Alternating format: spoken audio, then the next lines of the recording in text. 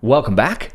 In the last video, we created a model.py script for our Food Vision Big demo, and we are getting one step closer to turning our Food Vision Big Gradio app into a Python script. So let's take that step in this video, hey? And my challenge to you was to reference this one and give it a shot creating app.py for Food Vision Big. You might have already done this, so if you have, well done. Otherwise, let's do it together in this video. So the app.py script is going to be largely the same, except there's going to be a little bit of a difference here. So for class names, we'll need to import from classnames.txt, the text file that we saved before, rather than with a Python list. So model and transforms preparation, we'll need to make sure our model is suitable for Food Vision Big. Predict function, this can stay the same as the original predict function that we created way back when. And finally, the Gradio app interface, this will change slightly from Food Vision Mini to reflect the Food Vision Big updates. Of course, because we've got Food Vision Mini, it's got some description about what Food Vision Mini does. We're going to have to change that to Food Vision Big. So let's get started, hey? Number one, we need to imports and class names setup. So let's start by importing Gradio as GR. Now, of course, we don't have to rewrite this in our notebook, but the goal of this cell is, I'm just going to put this magic up here. We want to write file to demos Food Vision Big /app.py. This script is not going to run in our notebook. This script is going to run on Hugging Face Spaces. So we need to make sure Hugging Face Spaces knows all of the imports we need. And this will go for almost any place you decide to deploy your app. You will need to define what requirements and dependencies it needs. So import torch, and then we're going to from model, which will be model.py. We're going to import, I'm just going to comment this out so we get some code formatting.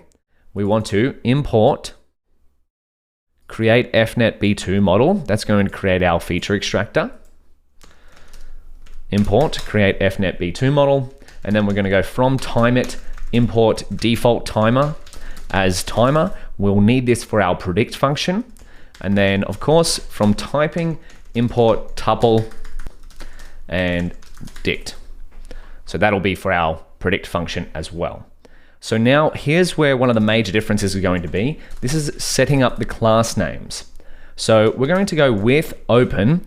Now we have to reference the classnames.txt file here. So because of course app.py is going to live within Food Vision Big. So we want to read in classnames.txt with R as the permission for read as F, and then we can do our little list comprehension trick that we did up here, which is, oh, excuse me, here we go. This is what we want. Something like this. So let's bring it down here. Do we have what we need? Maybe we'll just call it class names. Class names equals food.strip for food name. Let's go food name, just to confuse ourselves a little bit. Food name.strip for food name in f.readlines. Wonderful. And now we can go to is model and transforms preparation. Preparation. Is that how you spell preparation? Doesn't really matter. That'll do for now. So what do we need to do here? Well, we've got our create model function here. And that is of course going to return back the transforms as well. So let's start by create model and transforms.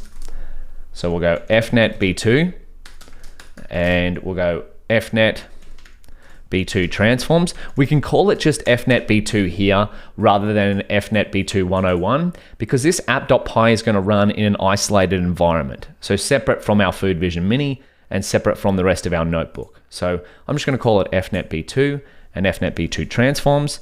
And we can create that by going create fnetb2 model, and then we'll pass in here num classes equals 101. Of course, we could also use the length of our class names variable, which we created above.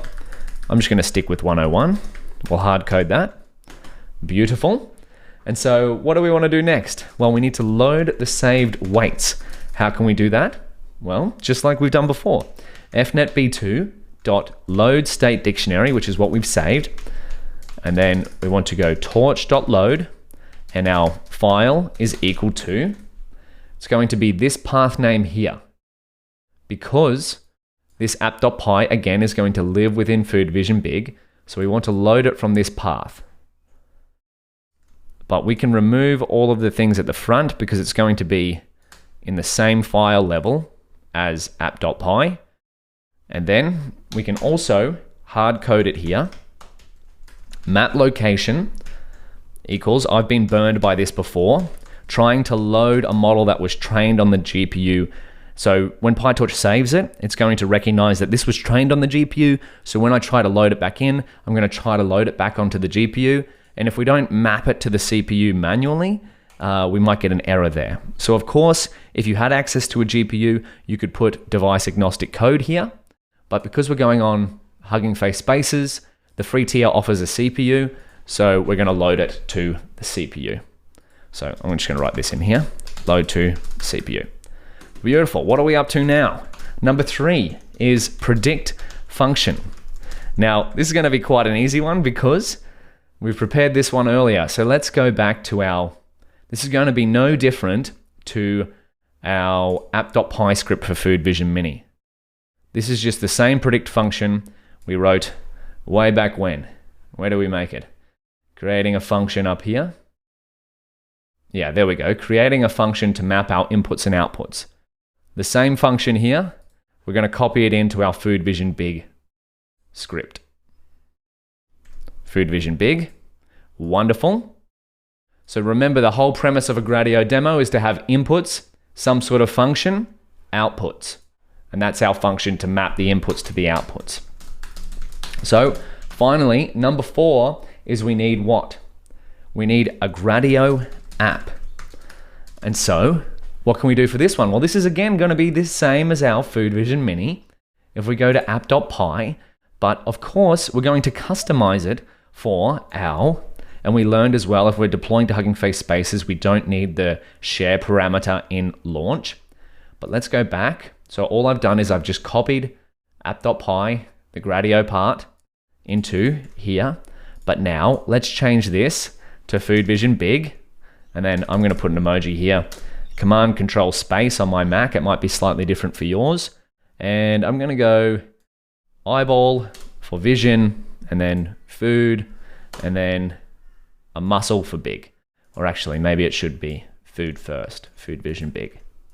Beautiful. So this is still correct. An efficient NetB2 feature extractor, computer vision model to classify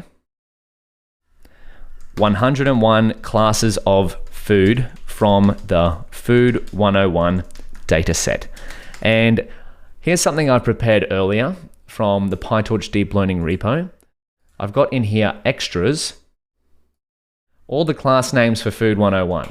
So in a text file, nice and simple to read, I'm going to link this in here to classify 101 classes of food from the Food 101 dataset. I'm just going to link this in here, so that way if someone wants to know what classes it can do, we can put that in there. And then where was it made? Well, this is going to be slightly different. I'm just going to put this link. So where are we at? Food Vision Big. There we go. So this is just section 11. Been good to reference these things, so people can find out how to do it themselves. And so what do we need to do? Is this correct? Examples list is going to be correct, of course, because we have the same examples directory layout as our Food Vision Mini app. So this is just going to read in examples plus example for example in OS lister examples. So our one example for this case is going to be the classic Pizza Dad image. And I think that is enough. Do we have to change anything here? Well, I think we're going to find out once we deploy this app, right? We could change this to number of top classes. How about we change this to 5? Because instead of 3 classes, we now have 5 potential candidates. So with that being said, I think we write this to file and move on to the next and final file that we need for Food Vision Big. There we go, there's app.py. The final one that we need is requirements.txt. So give that a shot, reference the requirements.txt file that we made up here, and we'll do it together in the next video. We'll complete the file structure for Food Vision Big. I'll see you there.